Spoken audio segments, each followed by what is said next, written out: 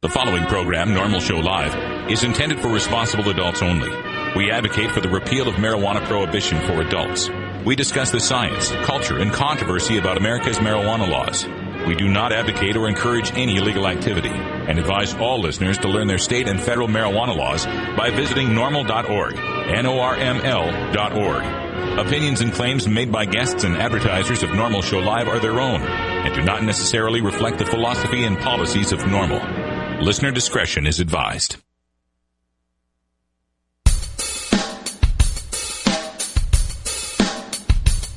You take a seed, you plant it, you grow it, you dry it, you roll it, you smoke it. You take a seed, you plant it, you grow it, you dry it, you roll it, you smoke it, and it goes down smooth. Hey! Spanning the continent to bring you the truth about cannabis and marijuana law reform. I smoke pot and I like it a lot. From the promise of legalization. And I think we need to rethink and decriminalize our marijuana laws. To the agony of prohibition. One major responsibility is to encourage people to use less drugs. The National Organization for the Reform of Marijuana Laws presents NORML Show Live, Marijuana Nation. Now, here's your host, NORML's Outreach Coordinator, Radical Russ Belville. Good afternoon, tokers and tokettes. It is Wednesday, October 20th, 2010, and it's got to be 420 somewhere in the world. Thanks for joining us on our podcast here, broadcast on iTunes, where I just got the note we have made the new and informative podcast list on iTunes. Thanks, Apple. Thanks, Steve. Appreciate it. 60 minutes of news, talk, interviews, information, music, comedy, and more by, for, and about the marijuana community. And we are 12 days away from the most transformative election in my lifetime, November 2nd. Make sure you get out to vote for, well, whoever you need to vote for. But if you're in California, vote for Prop 19. If you're in Oregon, vote for Measure 74. If you're in Arizona, vote for Proposition 203. If you're in South Dakota, vote for Initiated Measure 13. I got them all memorized. Also joining us in our virtual studio in beautiful Grass Story, Oregon, my good friend and quarter sister, Cannabis Carrie. Hello, guys. And it is a beautiful day. You know, the weather is great on the West Coast right now, and as the days count down towards the election, I have never felt so hopeful and, I don't know, what do you call it? Jubilant? Is that a word? Jubilant? Yes, we're feeling really... As we get closer and closer. We're feeling really jubilant. In fact, we are preparing our live Election Day coverage. We will be streaming all day live on November 2nd from Oaksterdam University's Student Union Center, the headquarters for the Prop 19 election results campaign.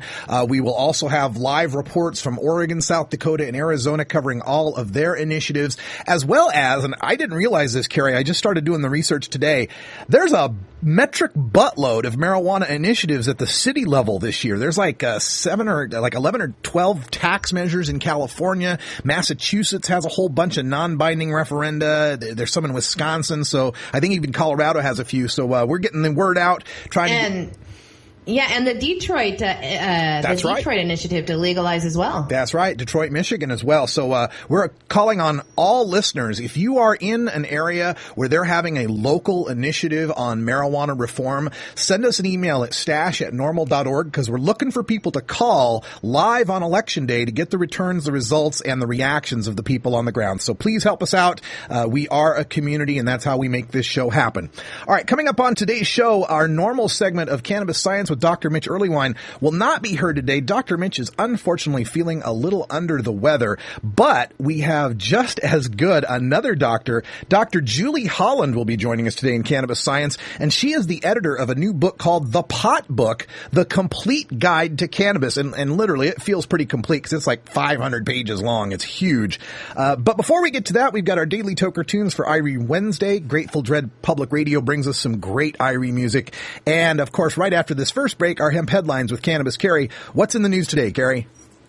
Well, we talked about the Tacoma dispensary debacle yesterday. I have an update on that. Also, how much weed would it take to actually break a record of a weed bust down in Mexico? We're going to find out, and the supporters are lining up to support Prop 19. Okay, great news coming up here right after the first break. Everyone stay tuned here to NORML Show Live. We are the voice of the marijuana nation. You can find our blog at stash.norml.org, where you can get all the information on the stories, plus links to more information through Carrie's blog, CannabisFantastic.com.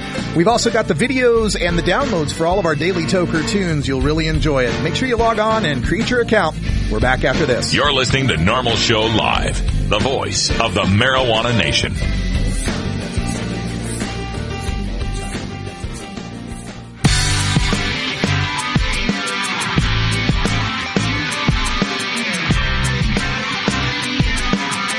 Been busted?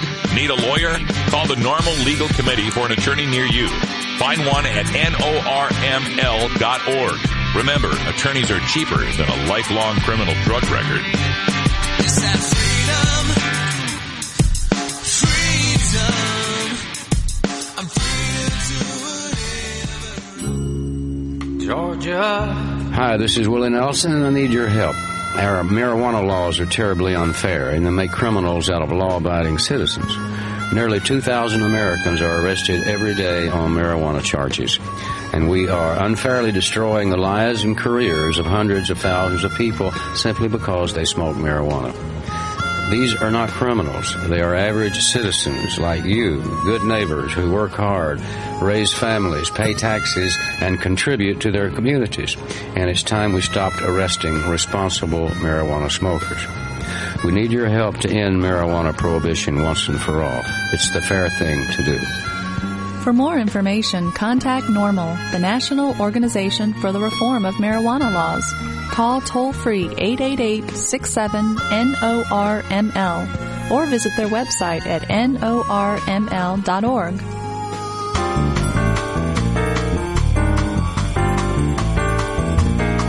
Medical marijuana, industrial hemp, consumer cannabis.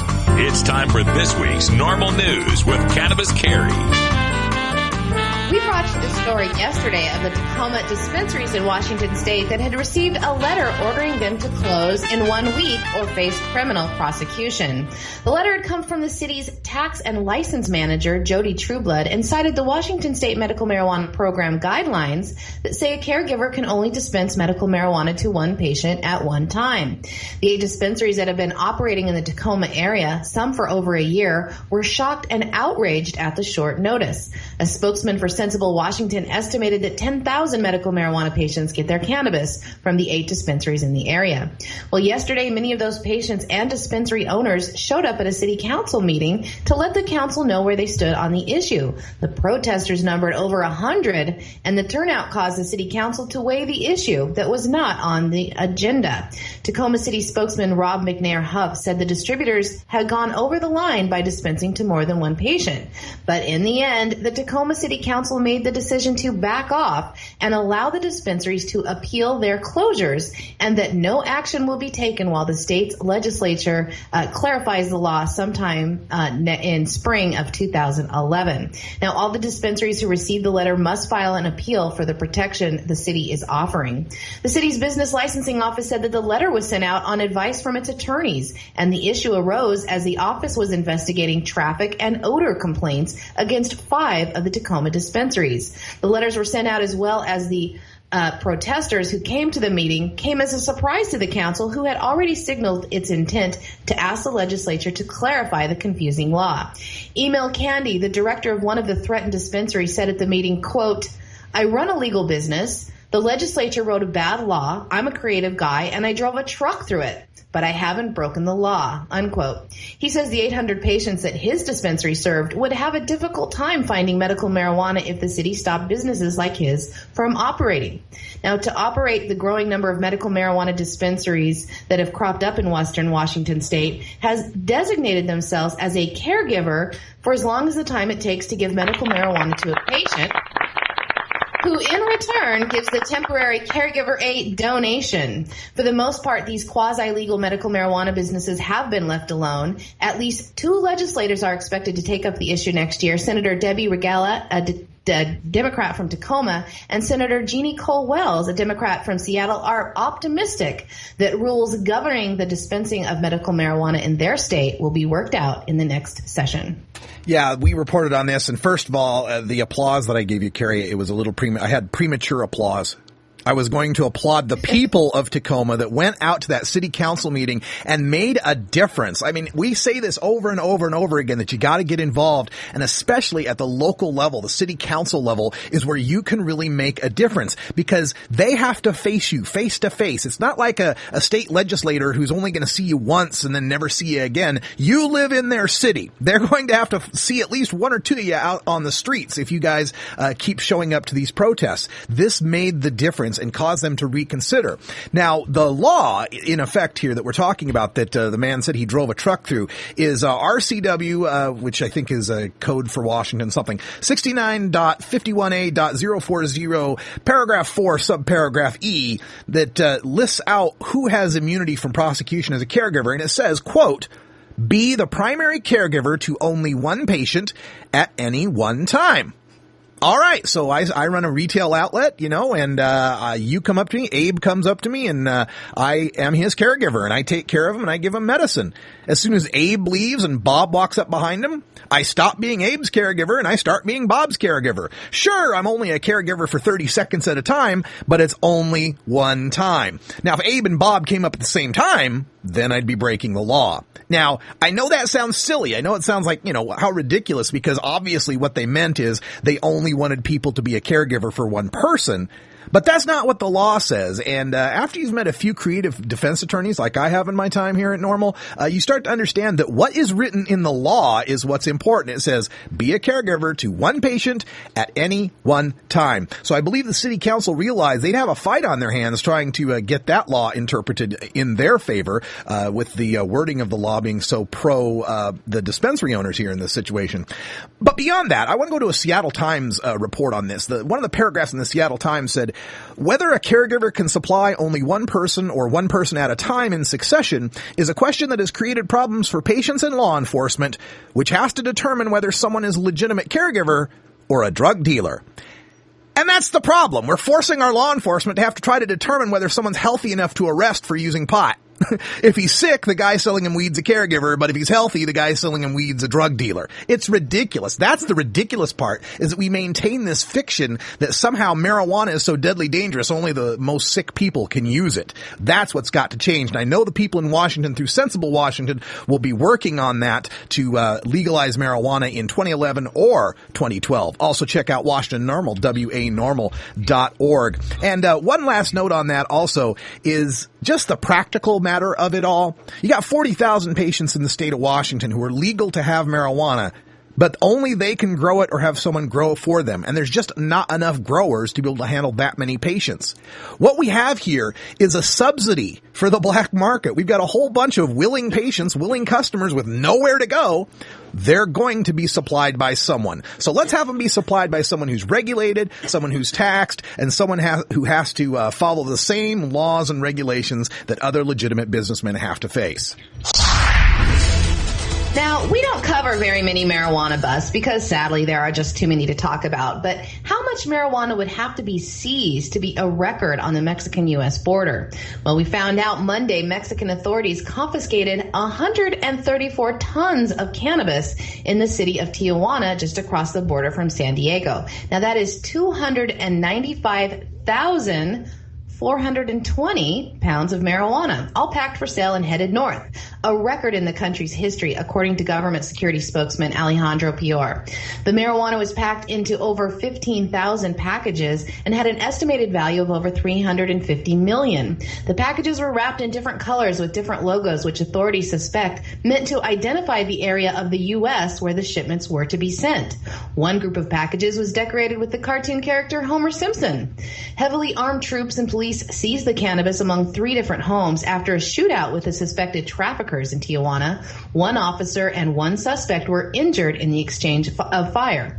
All in all, 11 suspects were arrested. The marijuana is suspected to belong to one of the country's 4 largest drug cartels, the Sinaloa cartel, headed by Joaquin Guzman. Guzman was captured in Guatemala in 1993, extradited to Mexico, where he was jailed in a maximum security prison, but he escaped in 2001 to resume his command of the Sinaloa gang. The original estimate of the bust reported on Monday was only 110 tons, but in the last 2 days of weighing the evidence seized, the final tally of marijuana confiscated was that incredible 134 tons crammed into 6 cargo containers. Now, Mexican President Felipe Calderon congratulated the military and local police authorities for the record seizure of marijuana yesterday. He said recently that Mexico's plight with drug gangs and violence stems from living next door to the biggest drug user on the planet. He said that the bust would be a very strong blow to the financial structures of the gang responsible for the marijuana. Now, the fate of the massive amounts of weed, they've spent 2.5 days weighing it, counting it, taking pictures for the media. Well, it is to be incinerated this afternoon at an Army base in Tijuana. But isn't marijuana or dope illegal? Only for those who enjoy it. Medical use of marijuana is legal in this state. Oh, wow. So tons and tons and tons of marijuana on the Mexican border in Tijuana. And one thing about this is that the people that were caught with that, the people to be prosecuted for that, really better hope they're being prosecuted under Mexican law.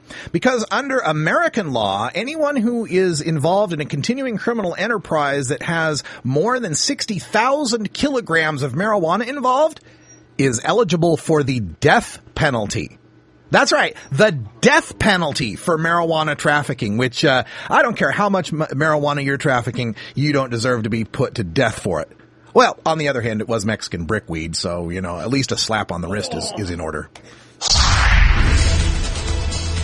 Current polls show that Prop 19 is likely to pass. With around 2 weeks left to campaign, supporters are stumping hard to try to convince voters to turn out in favor of the initiative to tax and regulate marijuana. Awareness and support seem to be reaching a critical mass, or a 100th monkey turning point. Right now, it's currently polling at 52%.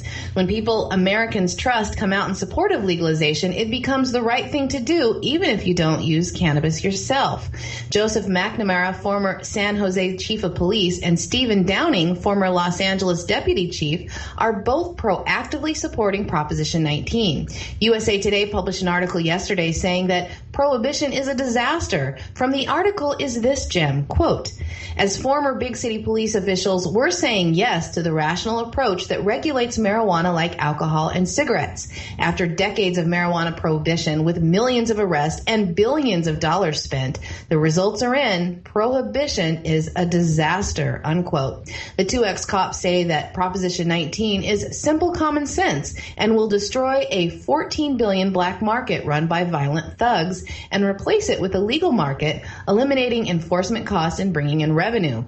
The list of supporters on Prop 19 is growing, including the state NAACP, the League of United Latin American Citizens, the Oakland and Berkeley City Councils, the American Federation of Teachers, the ACLU, the United Food and Commercial Workers Union, the SEIU, the Green Party, the Libertarian Party, the Longshoremen, Students for a Sensible Drug Policy, and many other businessmen and concerned citizens who have decided that the time is now to repeal prohibition in California. Not just them, Carrie, but you know who else? Danny Glover, Hal Sparks, and Melissa Etheridge. I saw that. Right on. That's Thursday, right? They're going to speak out for it. That's right. They're going to have a press conference on Thursday for Prop 19. The actor Danny Glover and actor Hal Sparks and, of course, musician Melissa Etheridge. And Melissa Etheridge has always been strong on this issue ever since she went through breast cancer and chemotherapy and was very vocal about using medicinal marijuana to control the nausea and pain from chemo. And I was really heartened to see that because I've kind of called out celebrities here saying, you know, where where's the celebrities? Where's the big celebrity endorsements, the celebrity money? And it's good to see that we're finally getting some coming out here. The support for Prop 19 is across the board.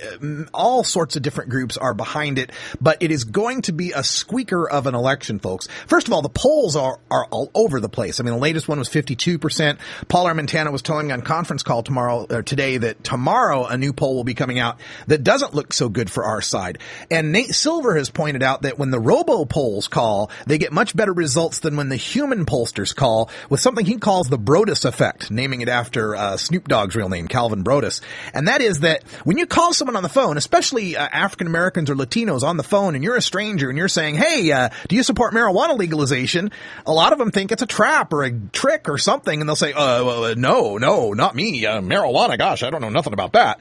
But when it's a robot calling, and you can tell it's an automated voice and it's more anonymous, the support is much higher, especially among those minority groups. So it's my prediction that we are going to see Prop 19 either pass or fail within about a 2% margin. It might go like 51-49, 49-51.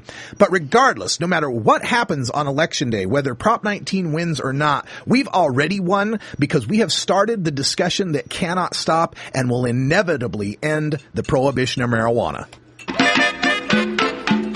Hey, it's break time. We got friends here in the studio, Jen and Damon Alexander hanging out with us here. So we are definitely going to have ourselves a break. Be right back with your Daily Toker Tunes. It's 20 after the hour, and we have to take a short break, if you know what I mean. Please support these sponsors who support NORML Show Live. Oh, have you ever met that funny reefer man? A reefer man. Have you ever met that funny reefer man? A reefer man. If he said he swam to China, he would send you South Carolina. Then you know you're talking to that reefer man. Hey man, why are those people laughing? They're laughing because they're high. They're high? What are they all high on? They're high on THC. Whoa, wait a minute. I thought THC was illegal. Can't you get busted and go to jail for being high on THC? No, dumbass. THC, the hydrocomics. Huh? The hydrocomics? What are the hydrocomics? The hydrocomics are a group of comedians, musicians, and advocates for the legalization of medical marijuana. What? Really? I am not shitting you. Yeah, they're all about passing around love and laughter while spreading awareness about the legalization of medical marijuana and the reform of marijuana laws. Wow. How do I get high on THC? I mean the hydrocomics. All you have to do is go to their next gig and show your support for the legalization of medical marijuana and the reform of marijuana laws. Oh yeah? I'm down. Where's the hydrocomics next show? What am I, their mother? The Hydrocomics Legalized Laughter Tour will be at the Crossroads in Garwood, New Jersey on October 22nd. For more information or ticket sales, call the Crossroads at 908-518-0323. That's 908-518-0323. Or visit them on the web at xxroads.com. The Hydrocomics are proud to be sponsored by NORML, the National Organization to Reform Marijuana Laws, and CMMNJ, the Coalition for Medical Marijuana, New Jersey. Whoa, man, I just saw the Hydrocomics, and I'm fucking high! The Hydrocomics do not elicit or approve the use of any illegal drugs, and due to the content and nature of this show, the Hydrocomics Legalized Laughter Tour strongly advises all patrons not to carry or use any illegal substances on or around the premises.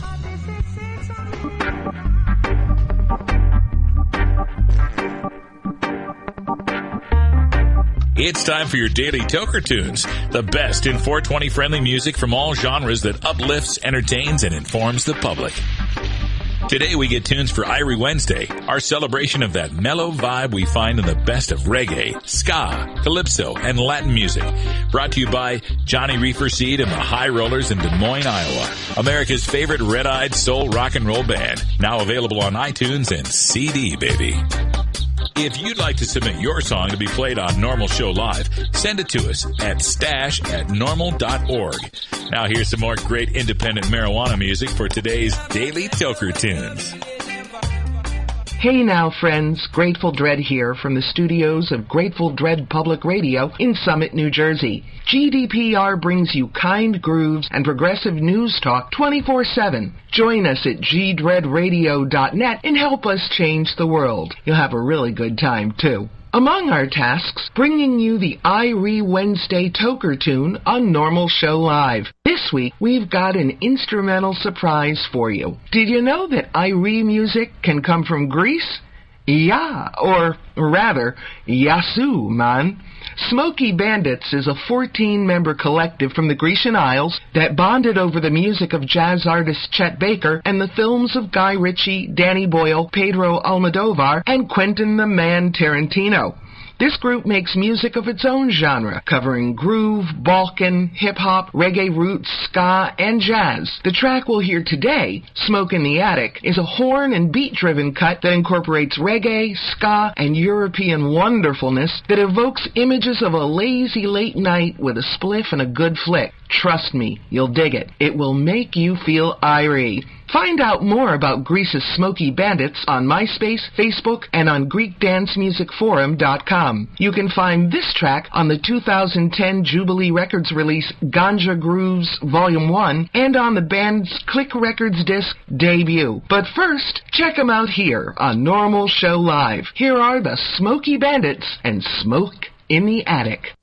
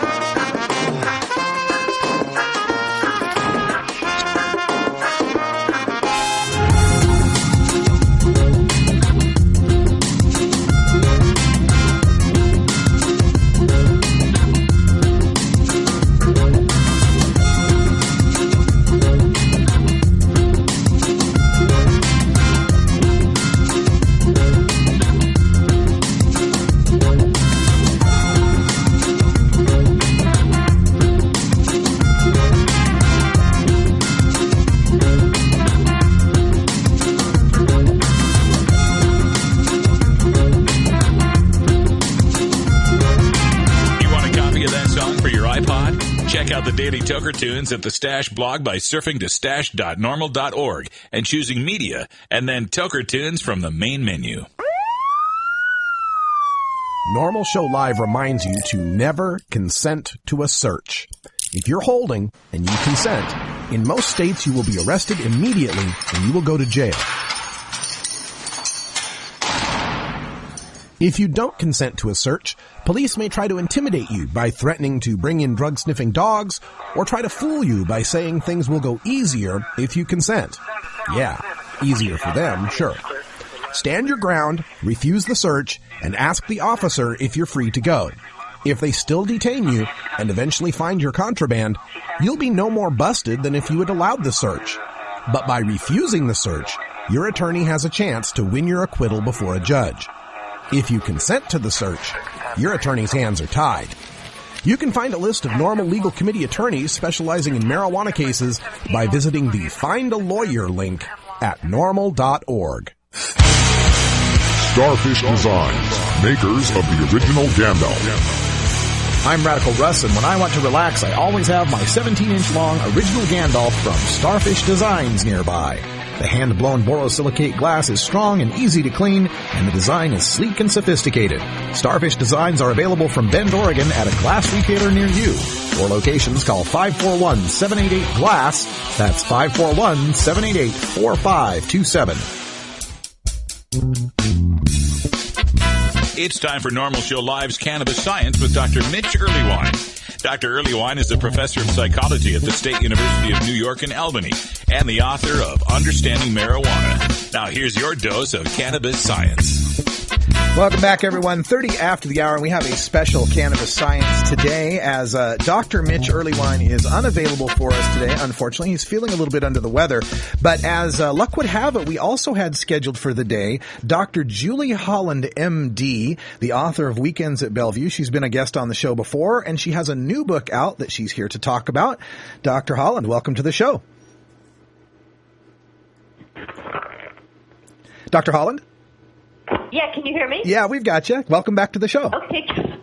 Thanks for having me. How are you doing? I'm doing fantastic, and I want to thank you for sending out a copy of your new book. It's called The Pot Book, The Complete Guide to Cannabis. And boy, you weren't kidding. It's like 550 pages, isn't it? It's kind of heavy, isn't it? Yeah. I honestly, I didn't mean for it to be so big.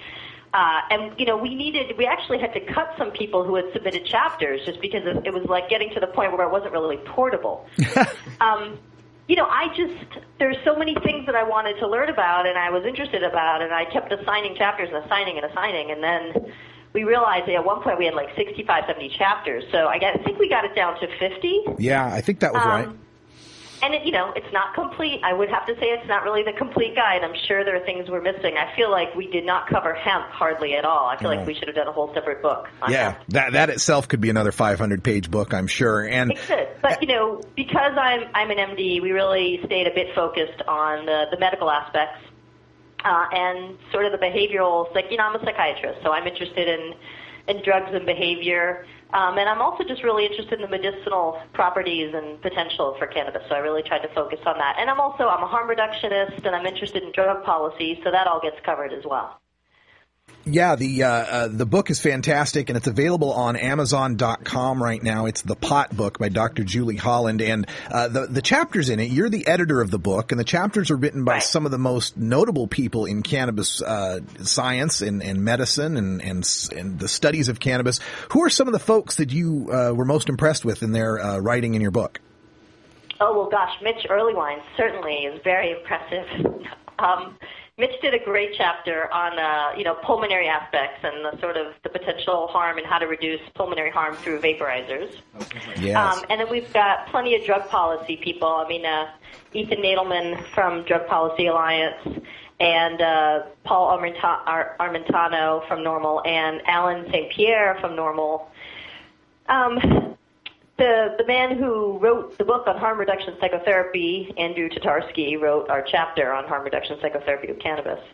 And then Raphael Meshulam, who sort of the discoverer of anandamide and the whole, really the godfather of the endocannabinoid system. So I was really happy that he was willing to write a chapter for the book. Yeah. And then, there were some people who were just too busy to write, and I had this with the ecstasy book too, where some people were like, I'd love to do it, but I can't write a chapter. And so for those people, people like Andrew Weil and Michael Pollan, who are just really slammed and very busy, what we did instead was that I transcribed an interview.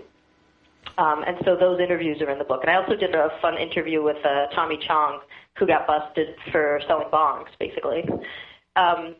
So it's not just a sort of dry academics. There's also some interesting interviews in there, and it's a pretty fun. It's a reference book, really, Yeah. but it's even though it was written primarily by MDs and PhDs, it's certainly for sort of the educated lay audience and the stoner, if you will, Yeah. who wants to learn more. Absolutely, and one of the things about the book that I really enjoy is that it seems to be collected to the level that no matter where you're at in understanding the issues around cannabis, whether you're a neophyte or you've been like myself working in this for 5 years, there's something new to learn. There's something for everyone in this book.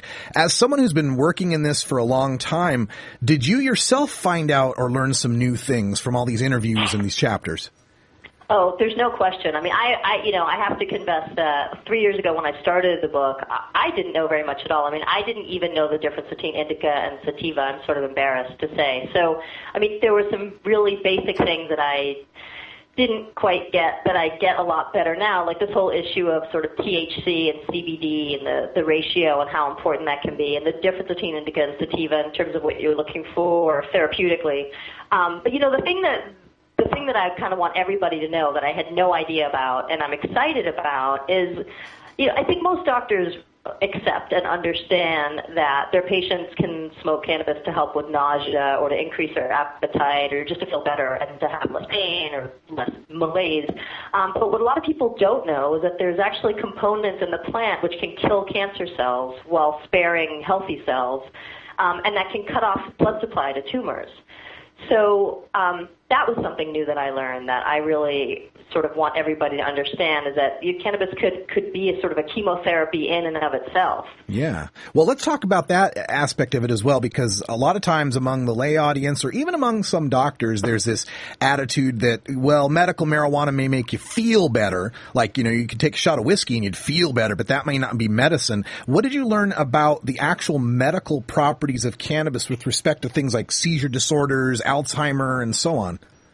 Yeah, I mean, there's a lot there. I mean, just the thing is that there's over 400 components in the plant, and at least 60 of them are cannabinoids, and there's all these different chemicals in pot, basically, and some of them act as anti-inflammatory medicine, so that they would be helpful for things like arthritis or irritable bowel or inflammatory bowel diseases, and then it also can act as an antioxidant, as a free radical scavenger.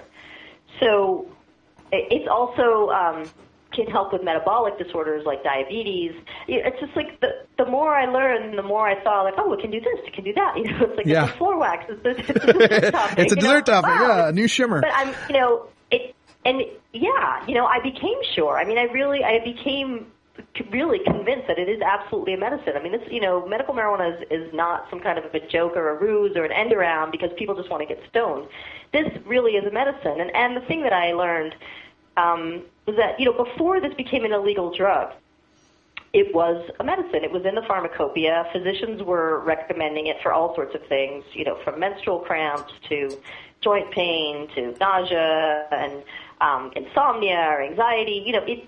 One of the reasons why they called it marijuana back in the 30s was that they wanted to differentiate it. Everybody knew that cannabis was a medicine and that you could go to the pharmacy and get a tincture of cannabis to help you with this and that ailment. And so what they did back in 37 was they started calling it marijuana. The drug that they wanted to outlaw, they gave it a new name, and they called it loco weed, and they talked about the Mexican migrant farm workers smoking it and going crazy, and they're going to rape your white women, or the black southern musicians smoking their mez, and they're going to go nuts, and it's this sort of the fear of being out of control and the fear of the unknown, and they had to go ahead and give it a new name if they were going to make it illegal. I'm sure a lot of people realize that just around the time that alcohol was becoming legal, And there was this whole sort of machinery in place in the government with all these G-men and feds who were involved in making sure that no one was using illegal alcohol. But then when alcohol became legal, everybody was out of a job. Yeah.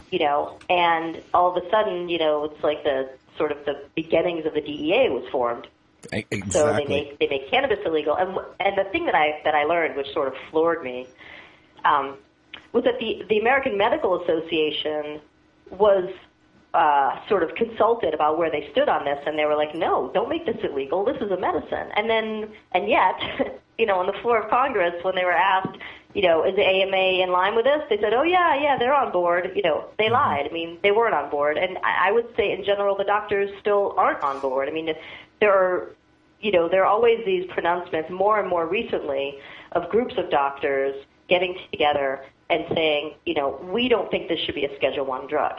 This has medicinal use, and, we would like there to be some sort of reconsideration of how cannabis is being classified. And you're hearing about this more and more, groups of nurses, groups of physicians, and now, obviously, with Prop 19, groups of law professors and groups of police officers and groups of mothers who are saying, this is not making any sense anymore. This is a medicine, and even if it is a drug of abuse, the way that we're dealing with it now, it's not working, and it's not making any sense. The cure is worse than the disease. And we're speaking with Dr. Julie Holland, and she is the editor of the new book, The Pot Book, A Complete Guide to Cannabis. You can get it on Amazon.com. And with respect to the doctors, you mentioned the doctors coming around on this. Of course, we've seen the American Medical Association, American College of Physicians, both lending some credibility to marijuana's medical use. But there always seems to be a caveat, and that is that we'd rather you weren't smoking it. We'd rather it was some sort of pill or tincture or some other process form of marijuana. So for the future of medical marijuana, as we move more toward pharmaceuticalization and then isolating the specific compounds of cannabis, do you see a future for whole plant medical marijuana? Well, I am a little bit of a pessimist when it comes to this stuff, just because, as a psychiatrist, I have seen firsthand the way Big Pharma works. And, it's pretty scary and freaky how these guys operate. But my assumption is that in the next decade or so, you're going to see things like CBD pills, and you're going to see sort of standardized single components that are brought to market as a pill. I know that there's an interview in the Pot Book with the farmer, basically, of the Mississippi Pot Farm that does provide cannabis for the few patients who sort of grandfathered in. Well, I don't want to go off on a tangent. Anyway, he's interested in creating like a rectal suppository for cannabinoids, and I don't know how far. I think that in general people are probably more comfortable taking a puff or two of something than using a rectal suppository. But you can also use a tincture. It can. The problem with taking something orally. I mean, we're taking this orally. Hello? Sorry, Rob. I don't know who that is or what's happening right now. I apologize. I think it was on our side. Sorry about that. I'm like, if it's my 6-year-old, I apologize. It's like, Mommy needs to talk on the phone now, honey.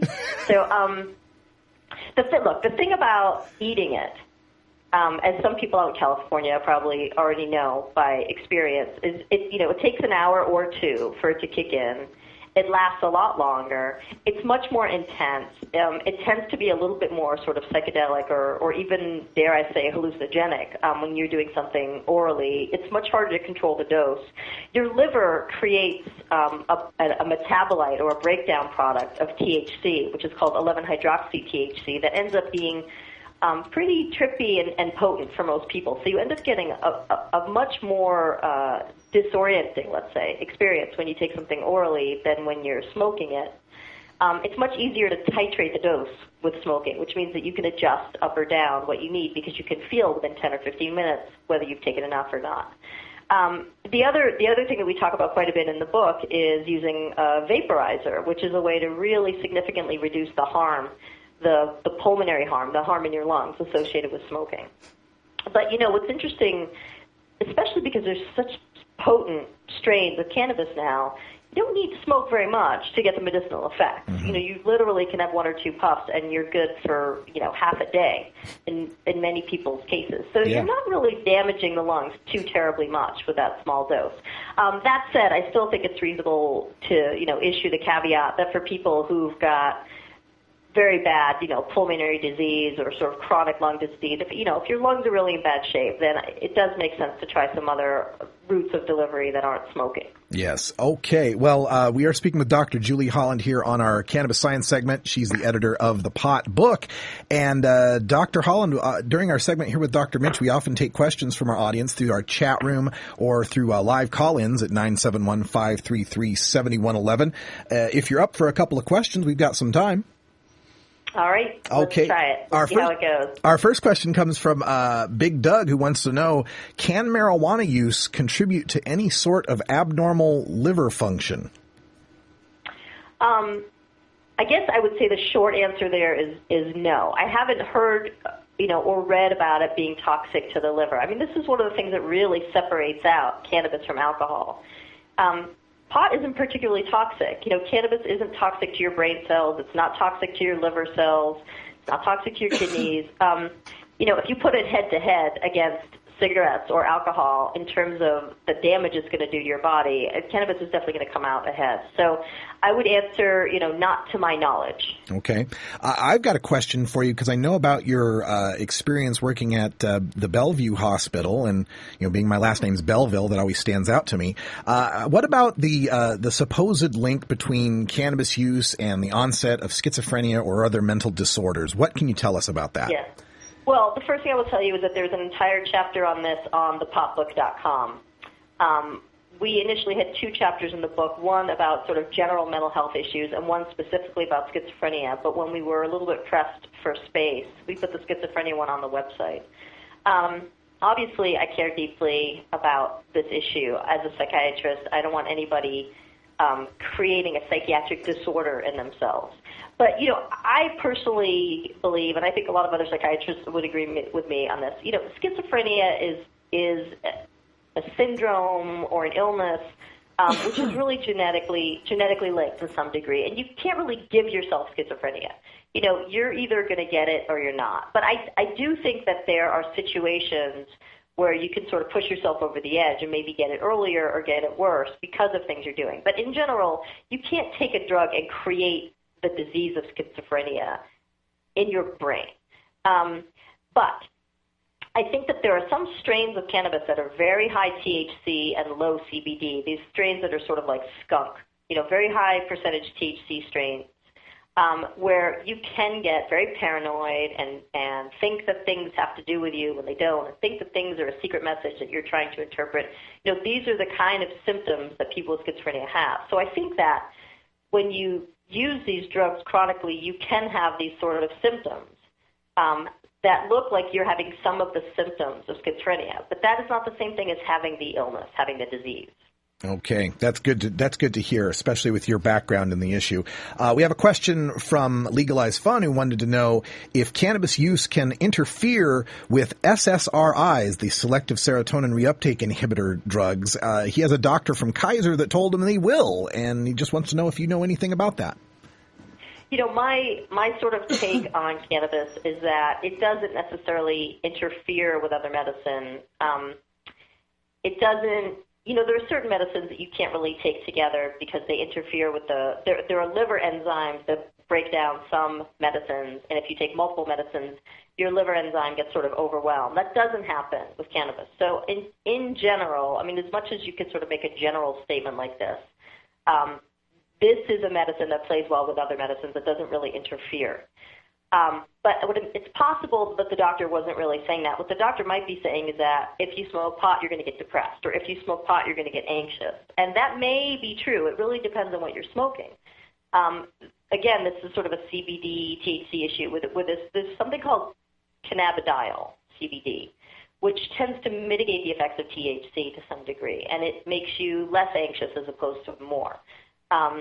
So if you get a high CBD percentage strain, you won't get more anxious. But, everybody is affected differently by cannabis. And there's all these different strains that will affect you differently. And obviously, a sativa would affect you differently than an indica. Some things are going to make you more anxious. Some things are going to make you more relaxed.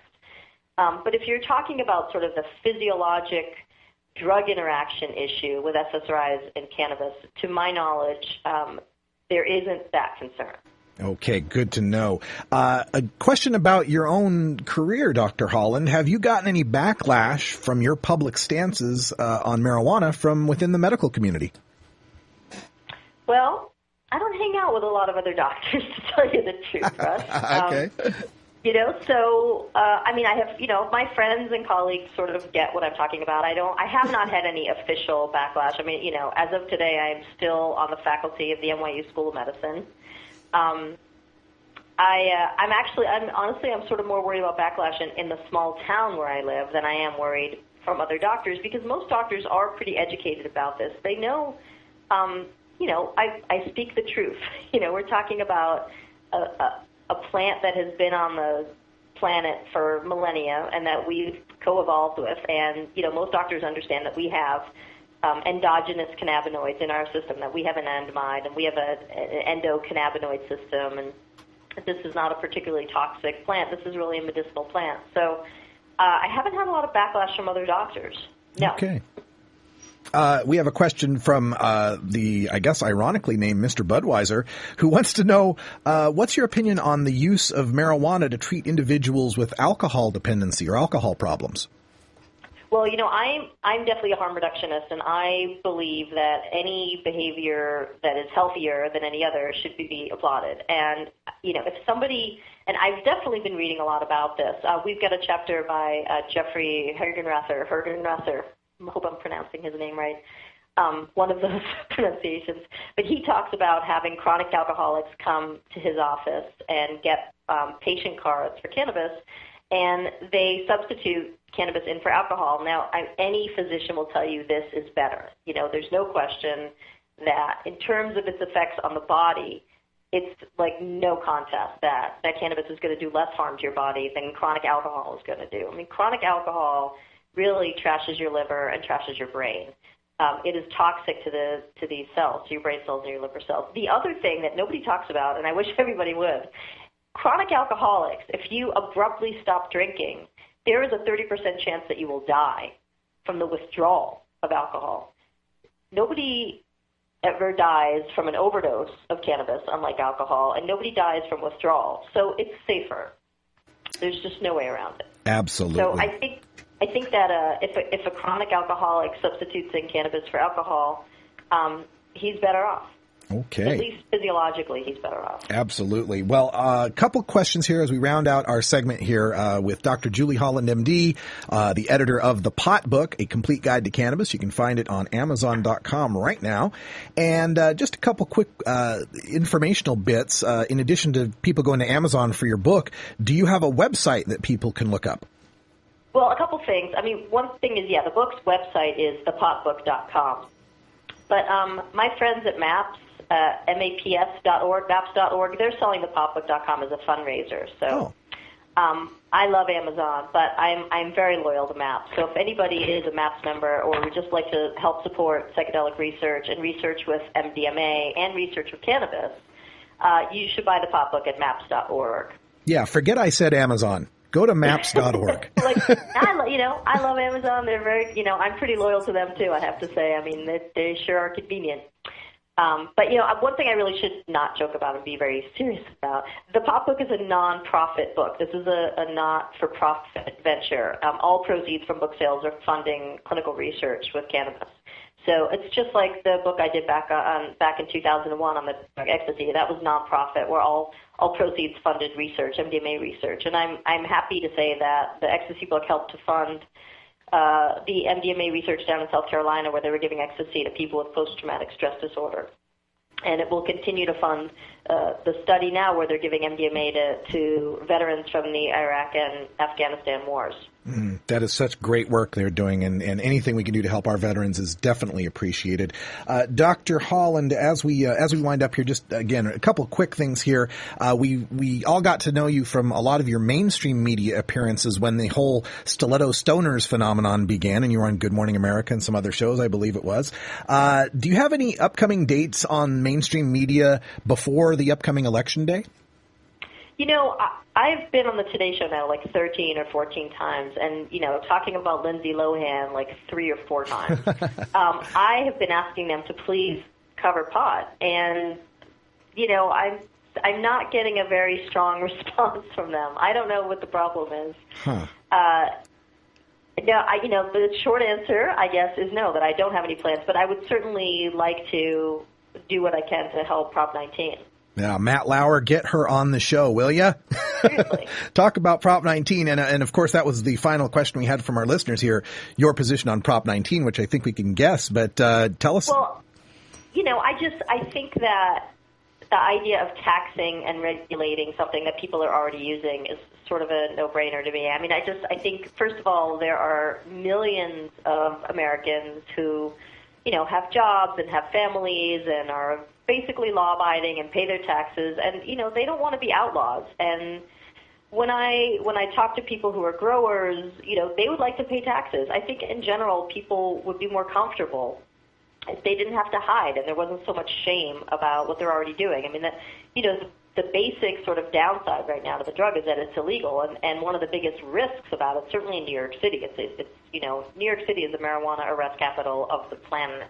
So it's a real risk that, you know, you get arrested and you get a record, and it's harder to get student loans, and it's harder to keep your custody of your kids and all kinds of things. So I think it's sort of the time has come for a drug that a lot of people are using recreationally to just not have to, you know, be so ashamed about, especially given that in many ways it really is a safer alternative to some of the legal drugs like cigarettes and alcohol. The book is The Pot Book, A Complete Guide to Cannabis. You can join the MAPS fundraiser. Go to maps.org to buy the book, and give us the website of the book itself again. Thepotbook.com. Thepotbook.com. Dr. Julie Holland, MD, thank you so much for joining us here on Normal Show Live. We always appreciate it when you stop by. No problem. It's my pleasure. All right, folks, 55 after the hour. We're just winding up here at Normal Show Live.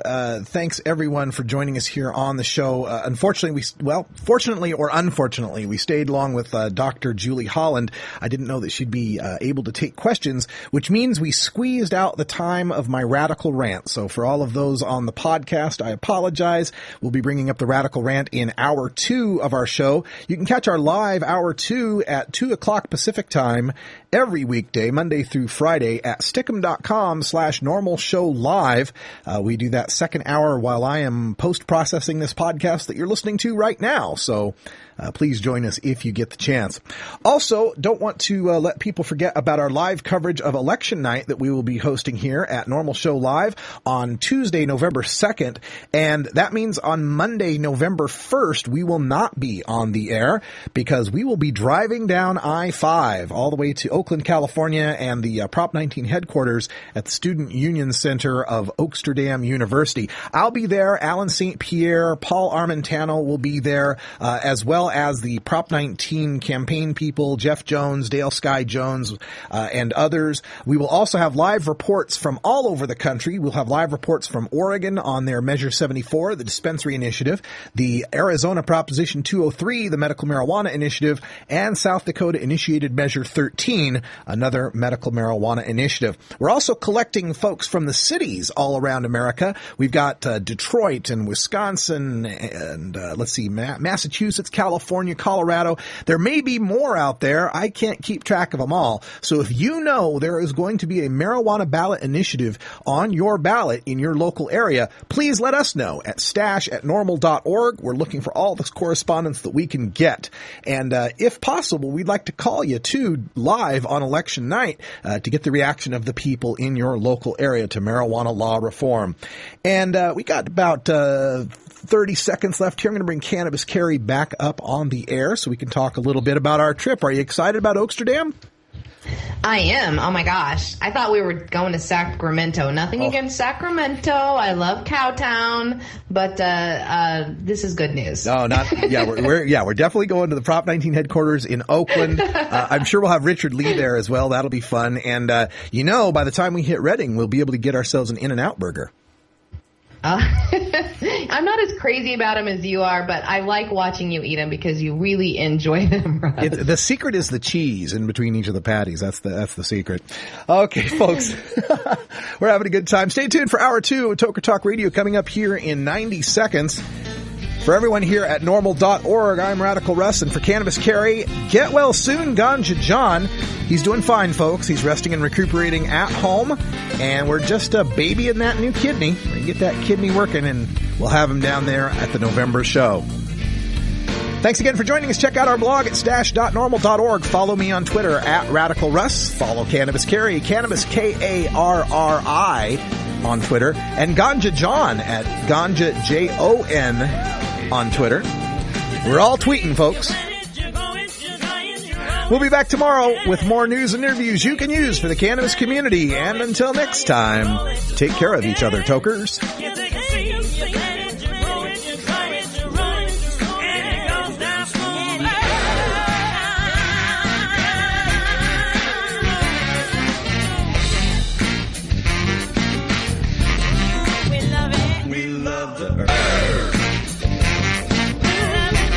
This is NORML Show Live, the voice of the Marijuana Nation. Take it on one more time. You take a seed, you plant it, you grow it, you dry it, you roll it, you smoke it. You take a seed, you plant it, you grow it, you dry it, you roll it.